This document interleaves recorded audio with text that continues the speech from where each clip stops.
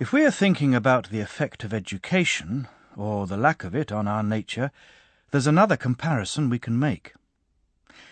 Picture human beings living in some sort of underground cave dwelling, with an entrance which is long, as wide as the cave, and open to the light. Here they live from earliest childhood, with their legs and necks in chains, so that they have to stay where they are, looking only ahead of them, prevented by the chains from turning their heads. They have light from a distant fire, which is burning behind them and above them. Between the fire and the prisoners, at a higher level than them, is a path along which you must picture a low wall that has been built, like the screen which hides people when they're giving a puppet show, and above which they make the puppets appear. "Yes, I can picture all that," he said. "Picture also, along the length of the wall, people carrying all sorts of manufactured objects which project above it, statues of people, animals made of stone and wood, and all kinds of materials. As you'd expect, some of the people carrying the objects are speaking while others are silent. A strange picture, and strange prisoners. No more strange than us," I said. "Do you think, for a start, that prisoners of that sort have ever seen anything more of themselves and of one another than the shadows cast by the fire on the wall of the cave in front of them? How could they, if they'd been prevented from moving their heads all their lives? What about the objects which are being carried? Wouldn't they see only shadows of these also?"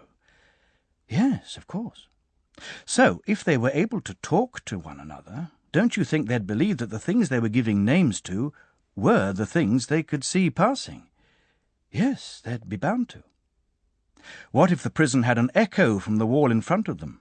Every time one of the people passing by spoke, do you suppose they'd believe the source of the sound to be anything other than the passing shadow?" "No, that's exactly what they would think."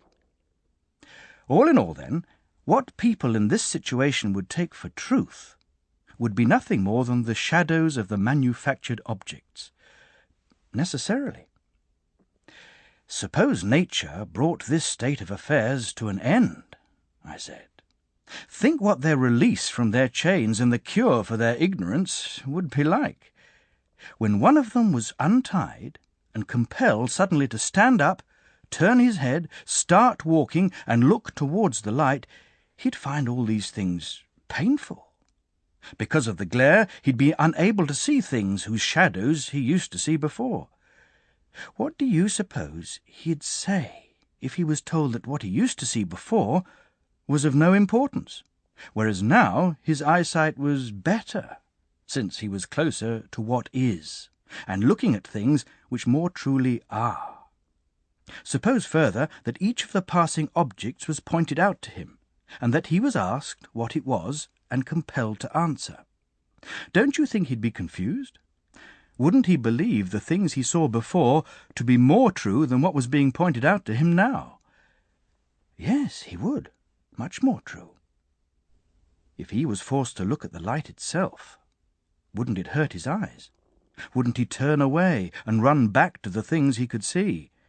Wouldn't he think those things really were clearer than what was being pointed out?" "Yes," he said.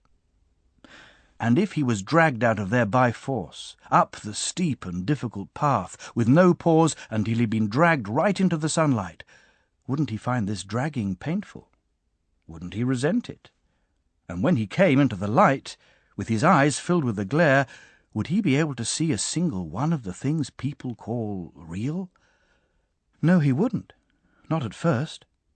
He'd need to acclimatize himself, I imagine, if he were going to see things up there. To start with, he'd find shadows the easiest things to look at. After that, reflections of people and other things in water. The things themselves would come later, and from those he would move on to the heavenly bodies and the heavens themselves.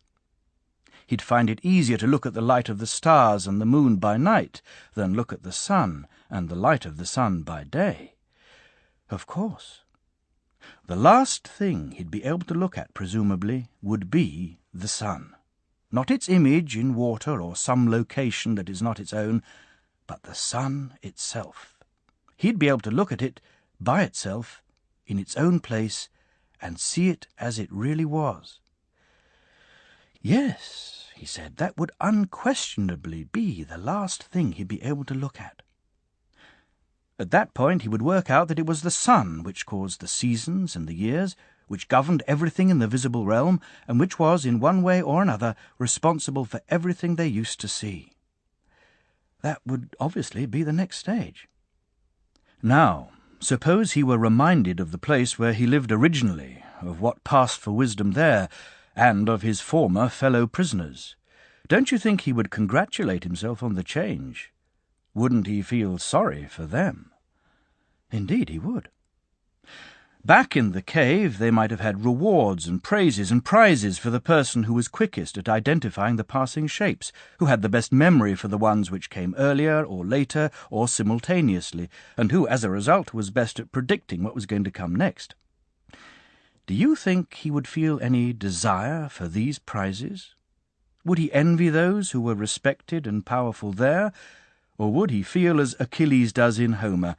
Would he much prefer to labour as a common serf, serving a man with nothing to his name, putting up with anything to avoid holding those opinions and living that life? Yes, he said, if you ask me, he'd be prepared to put up with anything to avoid that way of life. There's another question I'd like to ask you, I said. Suppose someone like that came back down into the cave and took up his old seat. Wouldn't he find, coming straight in from the sunlight, that his eyes were swamped by the darkness? I'm sure he would. And suppose he had to go back to distinguishing the shadows in competition with those who had never stopped being prisoners. Before his eyes had grown accustomed to the dark, while he still couldn't see properly, and this period of acclimatization would be anything but short, wouldn't he be a laughing-stock? Wouldn't it be said of him that he'd come back from his journey to the upper world with his eyesight destroyed, and that it wasn't worth even trying to go up there? As for anyone who tried to set them free and take them up there, if they could somehow get their hands on him and kill him, wouldn't they do just that? They certainly would, he said. That is the picture then, my dear Glaucon, and it fits what we were talking about earlier in its entirety.